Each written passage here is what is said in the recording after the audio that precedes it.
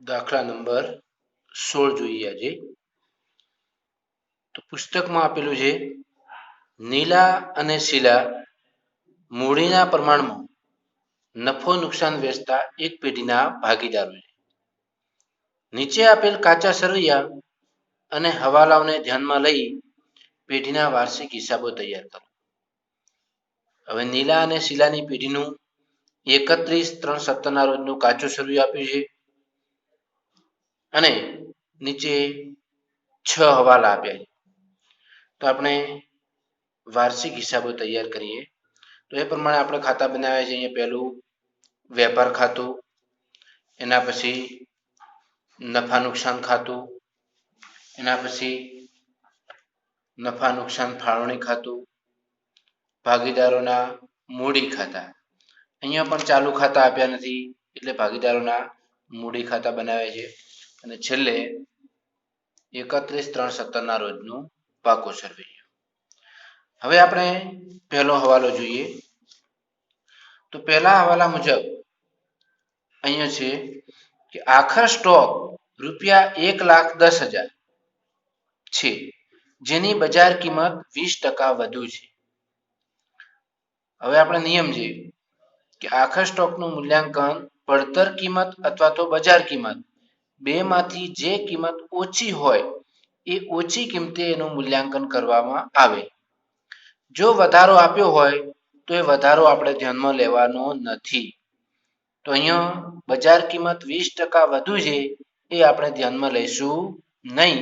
એટલે આખર સ્ટોક 1,10,000 પ્રમાણે નોંધ થશે. તો અહીંયા આખર સ્ટોક હવાલો છે એટલે એની બે નોંધ થશે. વેપાર ખાતાની જમા બાજુ એક નોંધ, બીજી નોંધ પાકા સરવૈયામાં મિલકત લેણા બાજુ. તો અહીંયા આખર સ્ટોક લખીએ. આખર સ્ટોક 1,10,000. બીજી અસર પાકા સરવૈયામાં મિલકત લેણા બાજુ પણ અહીંયા નીચે લખીએ આખર સ્ટોક 1,10,000. આ આખર સ્ટોકના હવાલાની નોંધ થઈ. હવે બીજો હવાલો જોઈએ. ભાગીદારોને મૂડી પર વાર્ષિક 6% લેખે વ્યાજ ચૂકવવાનું. હવે મૂડી પર વ્યાજ ગણવાનું કીધું છે. પ્રથમ કાચા સરવૈયામાંથી બંને ભાગીદારોની આપણે મૂડી લખવી પડે. તો અહીંયા નીલા અને શીલાનું કાચા સરવૈયા મુજબ મૂડી આપી છે. એ મૂડી આપણે અહીંયા ભાગીદારોના મૂડી ખાતા બનાવ્યા છે. એ મૂડી ખાતાની જમા બાજુ લખવામાં આવશે. તો અહીંયા વિગતમાં લખો બાકી આગળ લાવ્યા.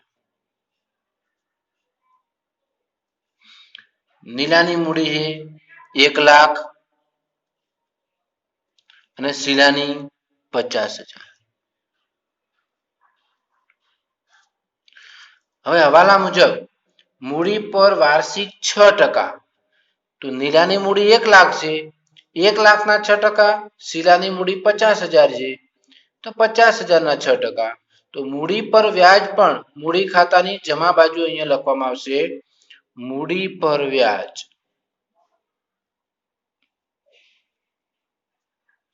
1,00,000 ના 6% લેખે આખા વર્ષનું 6,000 અને 50,000 પર 6% લેખે 3,000 વ્યાજ થશે. હવે મૂડી પર વ્યાજ આ હવાલો છે. તો હવાલો હોય તો એની બીજી અસરની નોંધ કરવી પડે. તો મૂડી પર વ્યાજની બીજી અસર અહીંયા આપણે નફા નુકસાન ફાળવણી ખાતાની ઉધાર બાજુ નોંધવામાં આવે. તો અહીંયા આપણે લખશું મૂડી પર વ્યાજ. મૂડી પર વ્યાજ નીલાની મૂડી હતી, મૂડી પર વ્યાજ હતું 6,000. 1,00,000 પર 6% અને શીલાનું 50,000 પર 6%, 3,000 રૂપિયા. એટલે અહીંયા વ્યાજ થશે બંનેનું 9,000. તો આ મૂડી પર વ્યાજ એક મૂડી ખાતાની જમા બાજુ અને બીજું નફા નુકસાન ફાળવણી ખાતાની ઉધાર બાજુ નોંધ કરવામાં આવે. હવે આગળ ત્રીજો હવાલો, ભાગીદારો પાસેથી ઉપાડ પર વ્યાજ વસૂલ કરવાનું છે. ઉપાડ પર વ્યાજ આપી દીધું છે, નીલા 900, શીલા 600. તો ઉપાડ પર વ્યાજ લખતા પહેલા બંને ભાગીદારોનો પહેલા કાચા સરવૈયામાં ઉપાડ આપ્યું છે એ ઉપાડ આપણે લખીએ. તો નીલા અને શીલાનું ઉપાડ આપ્યું છે. તો ઉપાડ ભાગીદારોની મૂડી ખાતાના ઉધાર બાજુ અહીંયા નોંધ કરવામાં આવશે. તો અહીંયા આપણે લખશું ઉપાડ ખાતે. તો ઉપાડ છે નીલાનું 20,000 અને શીલાનું 14,000. હવે ઉપાડ પર વ્યાજ એ પણ અહીંયા ઉપાડ જોડે લખવામાં આવશે. હવાલામાં આપેલો છે મુજબ ઉપાડ પર વ્યાજ હવાલામાં આપી દીધું છે, નીલા 900, શીલા 600. હવે ઉપાડ પર વ્યાજ હવાલો છે, તો હવાલાની બીજી નોંધ થાય. તો ઉપાડ પર વ્યાજની બીજી અસર નફા નુકસાન ફાળવણી ખાતાની જમા બાજુ કરવામાં આવે. તો અહીંયા આપણે ઉપાડ પર વ્યાજ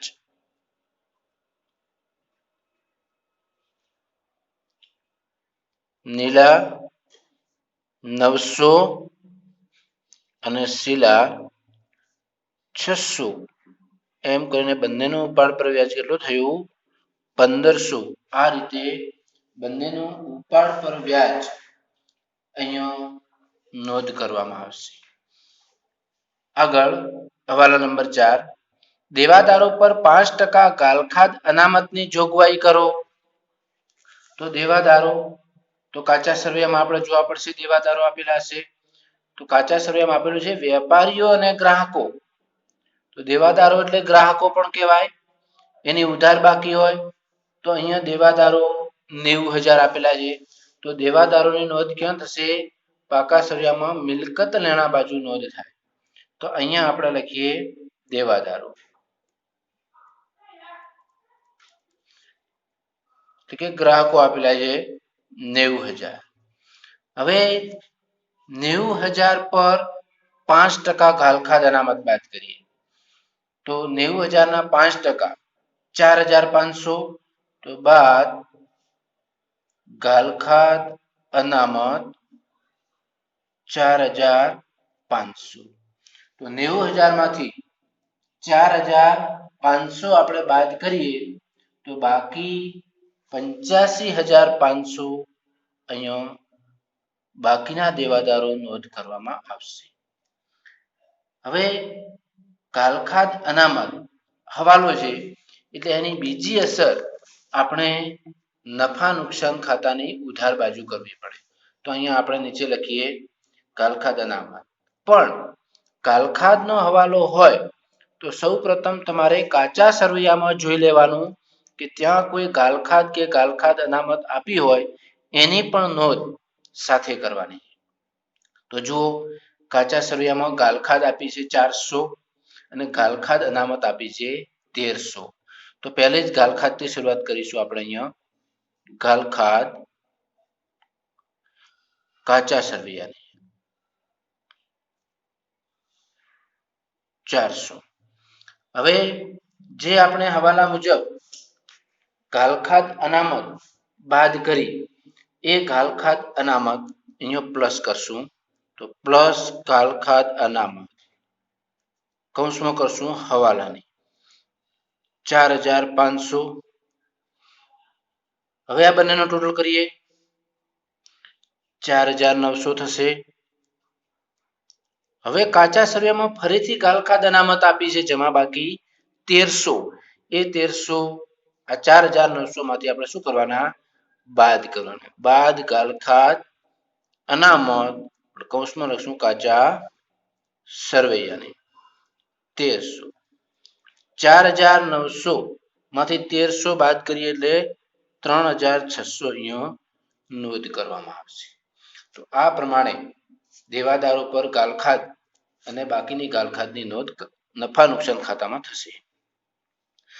આગળનો હવાલો છે હિસાબી વર્ષના અંતે ચૂકવવાના બાકી ખર્ચા નીચે મુજબ છે. એમાં ભાડું 300 અને પગાર 950. તો પેલું ભાડું ચૂકવવાનું બાકી હવાલો છે 300 નો. તો અહીંયા કાચા સળિયામાં ભાડું આપ્યું છે. તો કાચા સળિયામાં ભાડું અને કરવેરા આપેલું છે 12,000. તો ભાડું અને કરવેરા નફા નુકસાન ખાતાની ઉધાર બાજુ લખાશે. તો અહીંયા લખીએ ભાડું કરવેરા 12,000. હવે હવાલા મુજબ ચૂકવવાનો બાકી કોઈ પણ ખર્ચ હોય તો જે તે ખર્ચમાં શું કરવું પડે? ઉમેરવું પડે. તો પ્લસ ચૂકવવાનું બાકી ભાડું હવાલા મુજબ, તો ચૂકવવાનું બાકી ભાડું 300.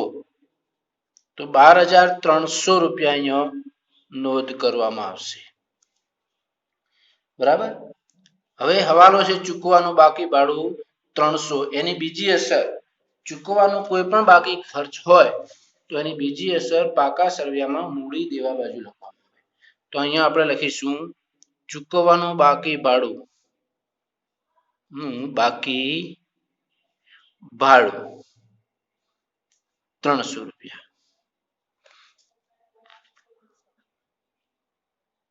300 રૂપિયા. હવે પગાર ચૂકવવાનું બાકી 950 એ જ હવાલામાં હતું. તો પગાર અહીંયા આપ્યું છે કાચા સરવૈયામાં. તો પગાર ક્યાં લખાય? એ પણ નફા નુકસાન ખાતાની ઉધાર બાજુ. તો અહીંયા આપણે લખશું પગાર આપેલો છે 23,000. તો પગાર પહેલા 23,000 લખી દઈએ. પ્લસ ચૂકવવાનો બાકી પગાર 950. તો ટોટલ 23,950. હવે અહીંયા પણ ચૂકવાનો બાકી પગાર હવાલો છે એટલે બીજી અસર અહીંયા પણ પાકા સરવૈયામાં મૂડી દેવા બાજુ લખશો. અહીંયા ચૂકવવાનો બાકી પગાર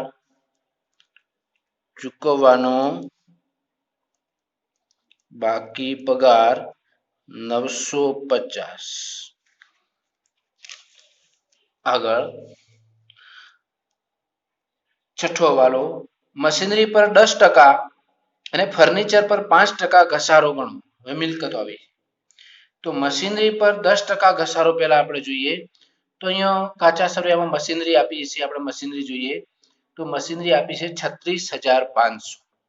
પણ અહીંયા ધ્યાન રાખજો મશીનરી નીચે મશીનરીનો જૂનો ઘસારો પણ આપેલો છે 3500 રૂપિયા.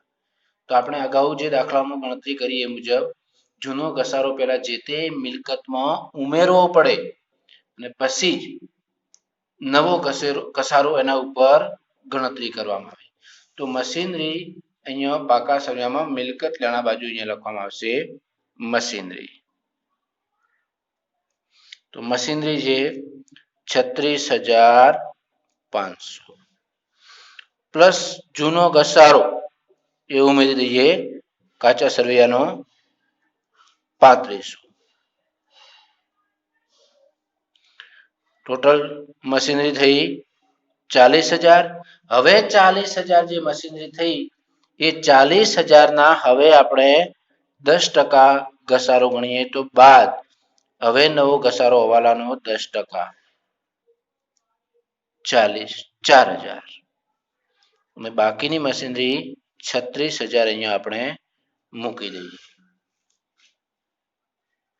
તો મશીનરી પર ઘસારો હવે 4,000 જે નવા ઘસારાની નોંધ કરી છે એ નવો જ ઘસારો અહીંયા આપણે નફા નુકસાન ખાતામાં લખવામાં આવશે.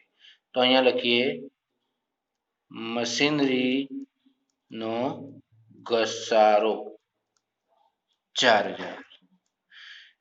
બીજું હતું ફર્નિચર પર 5% ઘસારો ગણો. ફર્નિચર એ પણ મિલકત છે.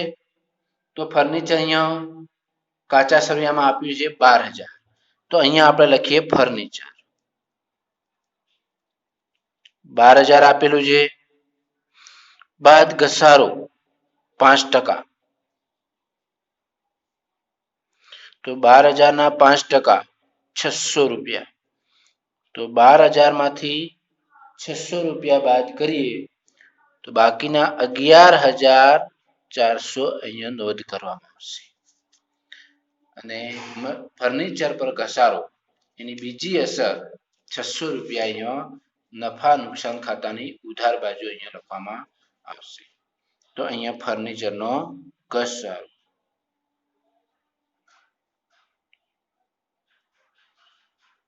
600 રૂપિયા. હવાલો પૂરા થયા.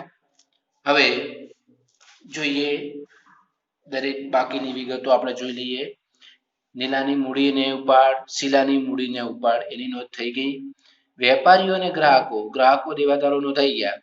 વેપારીઓ એટલે લેણદારો 60,000. તો લેણદારો પાકા સર્યામાં મૂડી દેવા બાજુ, તો અહીંયા લેણદારો એટલે કે વેપારીઓ 60,000. એના પછી માલ પરત, તો માલ પરત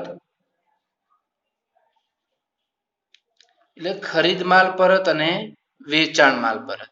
તો માલ પરત છે એના પહેલા આપણે ખરીદી અને વેચાણ લખી દઈએ. તો ખરીદી લખાશે વેપાર ખાતાની ઉધાર બાજુ, તો ખરીદી આપી છે 1,40,000. તો અહીંયા પહેલા લખી દઈએ ખરીદી 1,40,000 બાદ પરત. હવે માલ પરતમાં જમા બાકી છે, એ જમા બાકી ખરીદ પરતની હોય તો આપણે જમા બાજુ 3,000 રૂપિયા છે, 3,000 બાદ કરી દઈએ. 1,40 માંથી 3 બાદ થાય 1,37. એવી જ રીતે અહીંયા આપણે વેચાણ લખીએ. કાચા સર્વેમાં આપેલું છે 2,60,500. તો અંદર લખીએ 2,60,500 બાદ પરત એ જમા બાકી ઉધાર બાકી તરીકે આપેલું છે માલ પરતમાં 2,000. તો એ 2,000 આપણે બાદ કરી દઈએ તો બાકી 2,58,500.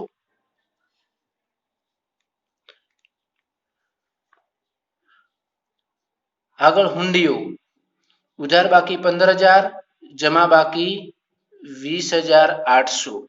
તો ઉધાર બાકી વાળી હુંડી લેણી હુંડી છે એટલે 15,000 લેણી હુંડી તરીકે પાકા સરવૈયામાં મિલકત લેણા બાજુ લખાય.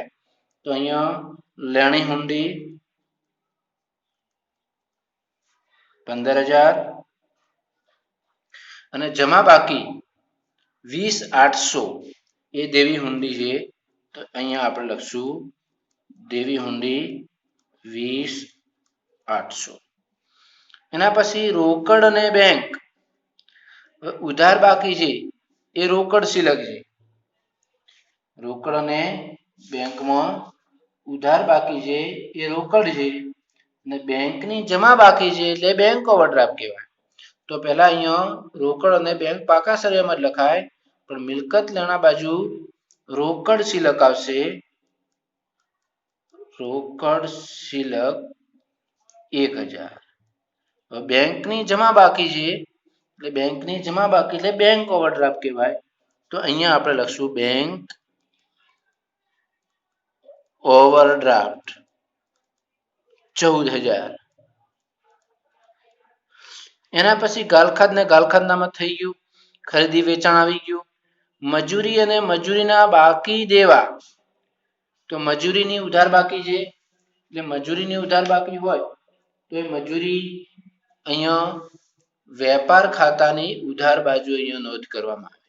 તો અહીંયા આપણે લખશું મજૂરી 35,000 અને મજૂરીના બાકી દેવા 2,000 જમા બાકી એટલે ચૂકવવાની બાકી મજૂરી અહીંયા કાચા સર્વેમાં છે એટલે એમાંથી અહીંયા ઉમેરાય નહીં. એક જ અસર આપવી પડે, એની અસર અહીંયા પાકા સર્વેમાં અહીંયા લખાશે ચૂકવવાની બાકી મજૂરી એટલે મજૂરીના બાકી દેવા, ચૂકવવાની બાકી મજૂરી 2,000. એના પછી મશીનરીનો ઘસારો, ફર્નિચર આવી ગયું. સ્ટોક, હવે શરૂઆતનો સ્ટોક આપ્યો છે તો શરૂઆતનો સ્ટોક તો આપણે વેપાર ખાતાની ઉધાર બાજુ લખાય. તો અહીંયા લખી દઈએ શરૂનો સ્ટોક 46,100. એના પછી અગાઉથી ચૂકવેલ વીમો, અગાઉથી ચૂકવેલ વીમો છે કાચા સરવૈયામાં આપેલું છે તો એની એક જ અસર થશે, પાકા સરવૈયામાં મિલકત અને લેણા બાજુ અહીંયા લખી દઈએ અગાઉથી ચૂકવેલ વીમો, અગાઉથી ચૂકવેલ વીમો 200 રૂપિયાની નોંધ અહીંયા થશે, અગાઉથી ચૂકવેલ વીમો. એના પછી પગાર થઈ ગયું. વીમા પ્રીમિયમ 2000, તો વીમા પ્રીમિયમ નફા નુકસાન ખાતાની ઉધાર બાજુ, તો અહીંયા લખીએ વીમા પ્રીમિયમ, વીમા પ્રીમિયમ 2000. એના પછી ભાડું કરવેરા, એ તો લખાઈ ગયો હવાલો હતો એટલે. એના પછી જાહેરાત ખર્ચા, તો જાહેરાત ખર્ચ એ લખવામાં આવશે અહીંયા નફા નુકસાન ખાતાની ઉધાર બાજુ, જાહેરાત ખર્ચા 2900. એના પછી પાઘડી 72,000, પાઘડી અદસ્ય મિલકત છે એટલે મિલકત તરીકે પાકા સરવૈયામાં મિલકત લેણા બાજુ લખવી પડે અહીંયા પાઘડી 72,000. એના પછી ભાડા પટ્ટાનું મકાન 14,000, પણ કૌંસમાં એવું આપ્યું છે 1/10/14 થી 5 વર્ષ માટે. હવે આ હવાલો થોડો મહત્વનો છે, તમને સમજાવી દઉં. અલગ કાગળમાં ભાડા પટ્ટાનું મકાન કીધું છે, મકાન ભાડા પટ્ટાનું, તારીખ આપી છે 1/10/14 થી 5 વર્ષ. યાદ રાખજો 1/10/14 થી 5 વર્ષ. અને ભાડો પટ્ટો આપ્યો છે કાચા સરવૈયામાં 14,000. હવે આપણે જોઈ લેવાનું તારીખ કે આપણો હિસાબી વર્ષ ક્યારે શરૂ થાય છે, 1/4/16 થી 31/3/17.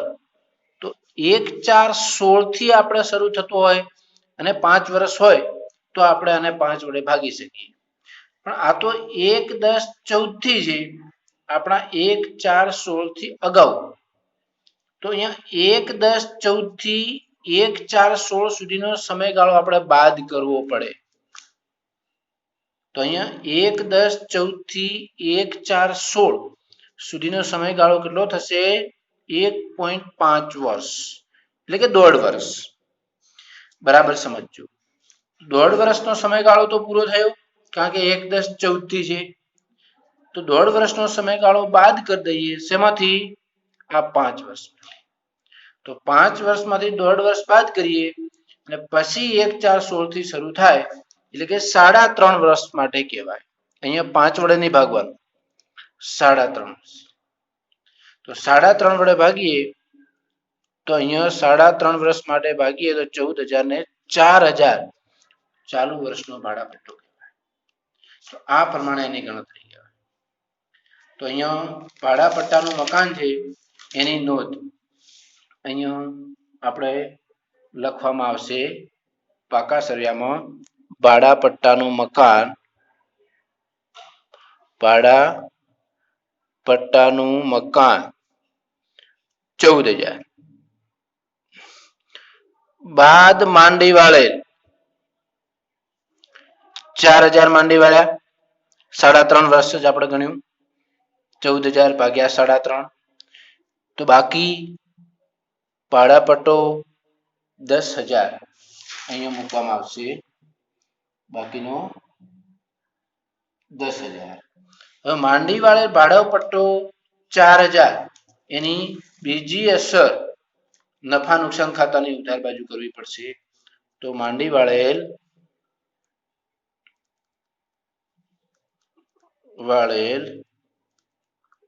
ભાડા પટ્ટાનું મકાન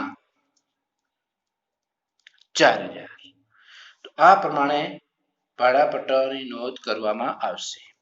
હવે છેલ્લો મુદ્દો છે લીલાની 8% લોન 1/11/16 થી 30,000. તો લીલાની લોન છે તો લોનની નોંધ પાકા સરવૈયામાં અહીંયા મૂડી દેવા બાજુ થાય તો લોન તો આપણે લખી દઈએ. તો લીલાની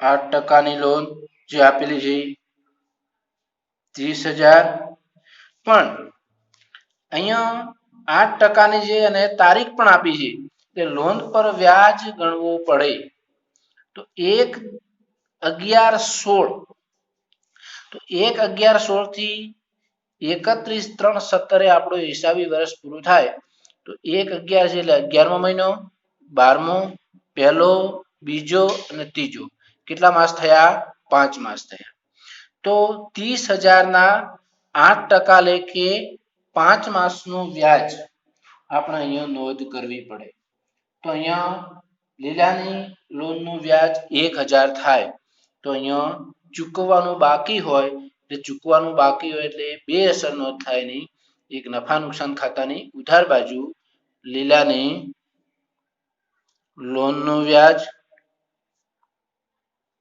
1,000 અને બીજી અસર અહીંયા જ થશે પાકા સરવૈયામાં મૂડી અને દેવા બાજુ ચૂકવવાનું બાકી લોનનું વ્યાજ લીલાની લોનનું વ્યાજ 1,000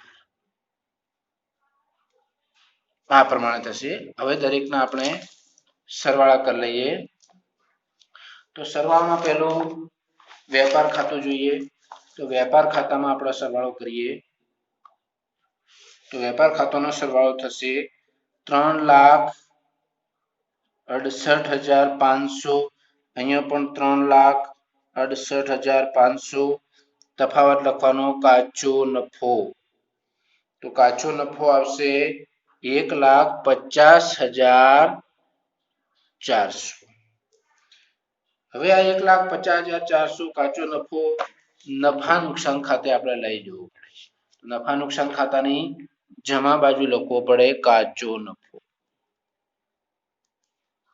1,50,400 1,50,400 બીજી કોઈ વિગત નથી તો અહીંયા પર સરવાળો કરી દઈએ 50 400 અહીંયા પણ 1,50 400 હવે બાકીનો તફાવત અહીંયા ચોખ્ખો નફો લખાશે ચોખ્ખો નફો તો ચોખ્ખો નફો આવશે 96,050 એ ચોખ્ખો નફો આવ્યો એ ચોખ્ખો નફો આપણે નફા નુકસાન ફાળવણી ખાતાની જમા બાજુ લખીએ અહીંયા તો અહીંયા ચોખ્ખો નફો તો ચોખ્ખો નફો થશે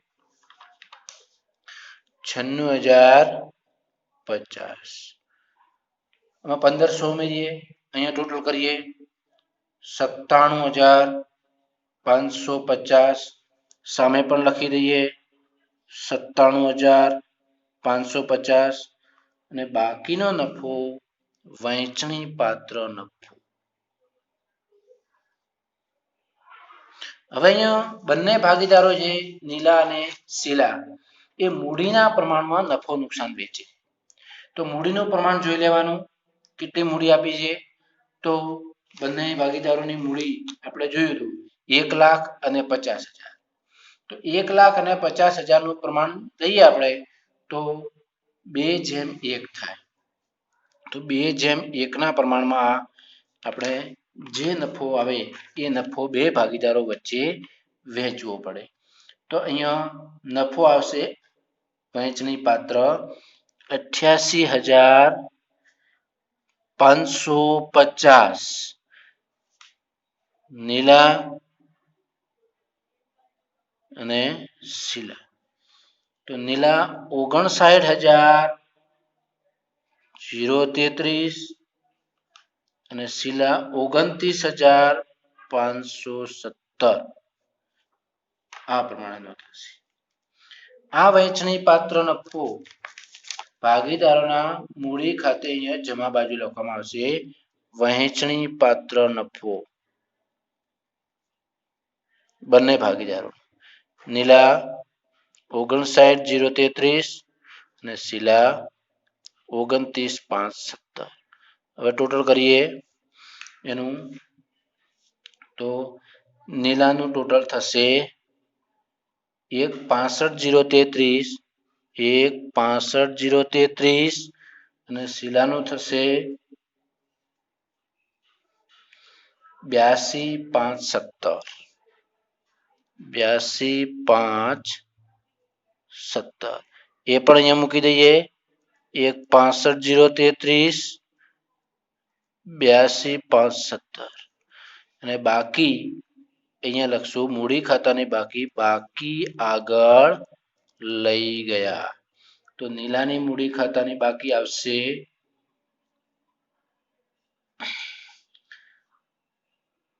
20,900 બાદ કરીએ તો 1,44,133 અને શીલાની આવશે 67,917 આ બંને બાકીઓ અહીંયા મૂડી તરીકે પાકા સરવૈયામાં લખવામાં આવશે તો મૂડી નીલા અને શીલા 1,44,133 અને 67,917 ને પછી પાકા સરવૈયાના બંને બાજુના આપણે સરવાળા કરવાના હવે બંને બાજુના આપણે સરવાળા કરીએ તો સરવાળા થાય છે 3,41,100 3,41,100 અને અહીંયા પણ 3,41,100